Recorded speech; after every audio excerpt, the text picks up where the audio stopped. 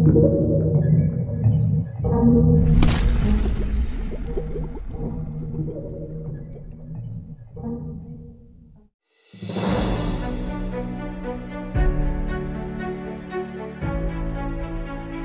warga dari daerah pesisir Kabupaten Kulon Progo berbondong-bondong mendatangi kantor BPN Kulon Progo untuk menanyakan perihal kejelasan ganti rugi terdampak lahan yang digunakan proyek Jalan Jalur Lintas Selatan atau JJLS.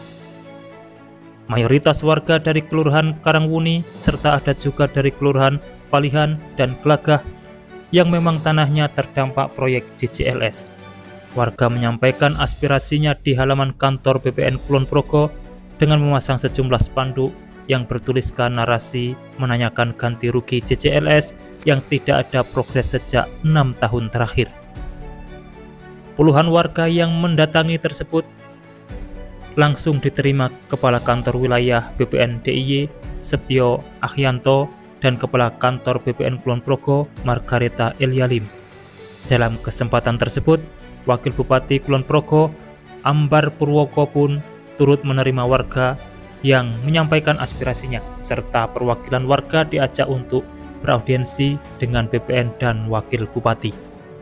Kepala Kanwil Sepio Ahyanto saat usai beraudiensi dengan perwakilan warga pada Kamis 9 Oktober 2025 mengungkapkan bahwa pihaknya segera akan mengonsultasikan ke pusat dan sudah melayangkan surat ke pusat untuk meminta bantuan dari pusat untuk segera menyelesaikan permasalahan JJLS di Kulon Progo. Sebagai penanganan tindak lanjut agar ganti rugi JJLS Kulon Progo mendapat kepastian, dibuatlah tim khusus. Sepio mengatakan sudah ditunjuk dan disepakati 3 orang dari perwakilan warga bersama BPN dan Pemkab Kulon Progo untuk mendapatkan kejelasan dari pusat terkait kejelasan ganti rugi JJLS. Ia menekankan untuk segera menyelesaikan permasalahan semacam ini, jangan sampai ada keluhan-keluhan dari masyarakat. Kepala Kantor BPN Kulon Progo Margareta Elialim menambahkan, setidaknya ada sekitar 819 bidang tanah yang terdampak JJLS yang belum dibayarkan.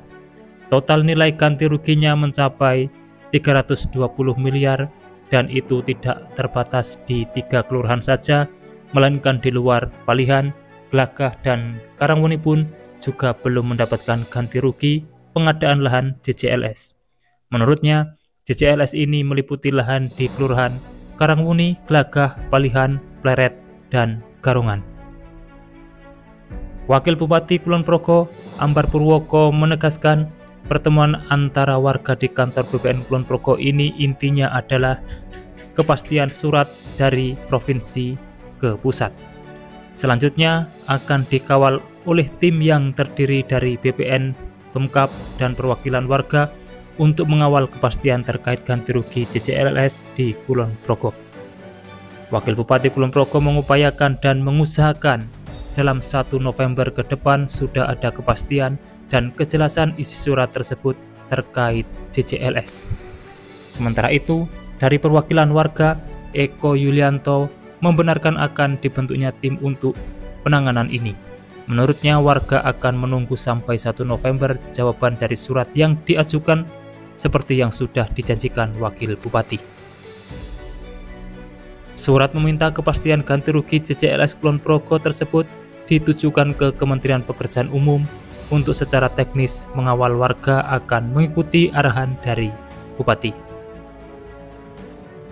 Eko menerangkan pihaknya sudah dijanjikan Pemda DIY bahwa kejelasan soal proyek JJLS dan nasib warga terdampak akan disampaikan pada awal Agustus 2025. Namun sampai dengan batas waktu, janji tersebut tak kunjung terrealisasi. Hal itu membuat warga kecewa dan kesal. Pasalnya tak sedikit warga yang berhutang ke bank karena sebelumnya diyakinkan bakal segera mendapatkan uang ganti rugi dari proyek tersebut. Bahkan ada warga calon penerima UGR yang sudah meninggal dunia tanpa menerima uang sepeser pun. Sementara itu, Lurah Karangwuni Anwar Musadat menerangkan total ada 487 bidang tanah di Karangwuni terdampak proyek JJLS dengan nilai menembus 147,6 miliar, namun baru 46 bidang yang dibayarkan. Berdasarkan informasi yang diterima Anwar, lamanya pencairan disebabkan karena adanya peralihan kewenangan aset lahan dan status jalan. Diketahui bahwa JCLS awalnya berstatus jalan provinsi, tapi kini sudah berganti jalan nasional atau di bawah pengelolaan pemerintah pusat, sehingga proses pembayaran UKR juga ikut terdampak. Demikian informasi yang dapat kami sampaikan untuk saat ini, semoga bermanfaat.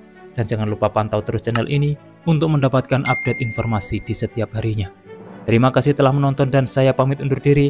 Wassalamualaikum warahmatullahi wabarakatuh. Sampai bertemu di kabar menarik selanjutnya.